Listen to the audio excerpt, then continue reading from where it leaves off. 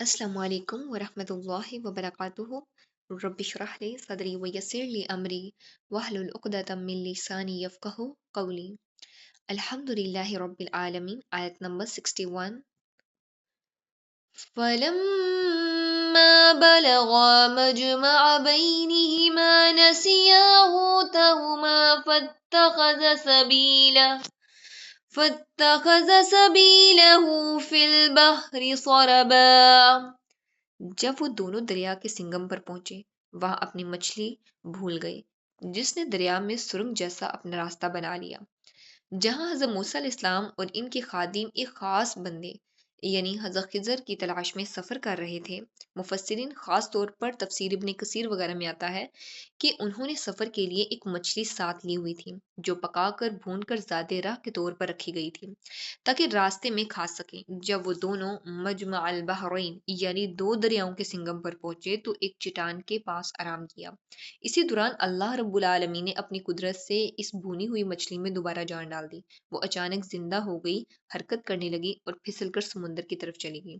قرآن کریم بیان کرتا ہے کہ اس نے دریا میں سورابا یعنی سرنگ جیسا راستہ بنا لیا، یعنی پانی اس کے پیچھے ایسے جم سا گیا جیسے کوئی راستہ بن گیا ہو۔ یہ دراصل حضرت موسیٰ علیہ السلام کے لیے نشانی تھی کہ یہی وہ مقام ہے جہاں انہیں حضرت خضر علیہ السلام سے ملاقات کرنی تھی، لیکن اس وقت ان کے خادم اس واقعے کو بتانا بھول گئے اور بعد میں جب آگے جا کر انہیں بھوک لگی تو مچھلی یاد آئی۔ اس واقعے سے معلوم ہوتا ہے کہ اللہ رب العالمین اپنی قدرت سے مردہ چیزوں کو زندہ کر سکتے ہیں، اور یہ بھی کہ انبیاء علیہ السلام کو بھی بعض اوقات بھول لاحق ہو سکتی ہے، مگر وہ اللہ رب العالمین کی حکمت کے تحت۔ اگر اللہ رب العالمین چاہے تو پھر انسان بول سکتا ہے، ادروائز نہیں۔ آیت نمبر 62 فَلَمَّا جَاوَزَا قَالَ لِفَتَاهُ آتِنَا غَدَاءَنَا لَقَدْ لَقِينَا مِن سَفَرِنَا هَٰذَا نَصَبًا۔ جب یہ دونوں وہاں سے آگے بڑھے تو موسیٰ نے اپنے نوجوان سے کہا کہ لا ہمارا کھانا دے، ہمیں تو اپنے اس سفر سے سخت تکلیف اٹھانی پڑی۔ جب حضرت موسیٰ علیہ السلام اور ان کا خادم دو دریاؤں کے سنگم کی جگہ سے آگے بڑھ گئے اور وہ نشانی مچھلی کا زندہ ہو کر جانا پیچھے رہ گئی تو کافی فاصلہ طے کرنے کے بعد حضرت موسیٰ علیہ السلام کو تھکن اور بھوک محسوس ہوئی۔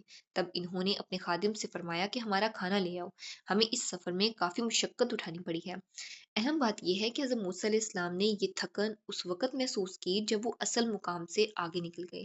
مفسرین لکھتے ہیں کہ جب تک وہ صحیح جگہ پر تھے انہیں خاص تھکن محسوس نہیں ہوئی اور نہ ہی بھوک فیل ہوئی، لیکن جیسے ہی وہ نشانی کی جگہ سے آگے گزر گئے مشقت نمایاں ہو گئی۔ اس میں اشارہ ہے کہ جب انسان اللہ رب العالمین کے حکم کے مطابق درست راستے پر ہوتا ہے تو اللہ رب العالمین آسانی فرماتے رہتے ہیں، اور جب مقصد سے ہٹ جائے تو مشقت بڑھ جاتی ہے۔ یہ بھی معلوم ہوتا ہے کہ انبیاء علیہ السلام بھی بشر ہیں، انہیں بھوک اور تھکن محسوس ہوتی ہے۔ حضرت موسیٰ علیہ السلام کا کھانا مانگنا ان کی بشریت کی دلیل ہے اور اس میں کوئی کمزوری نہیں بلکہ فطری بات ہے۔ اسی موقع پر خادم کو مچھلی والا واقعہ یاد آیا اور اس نے بتایا کہ مچھلی تو وہی زندہ ہو کر سمندر میں چلی گئی تھی۔ تب حضرت موسیٰ علیہ السلام فوراً سمجھے کہ یہی وہ نشان تھا اور وہ دونوں واپس اسی مقام کی طرف لوٹے۔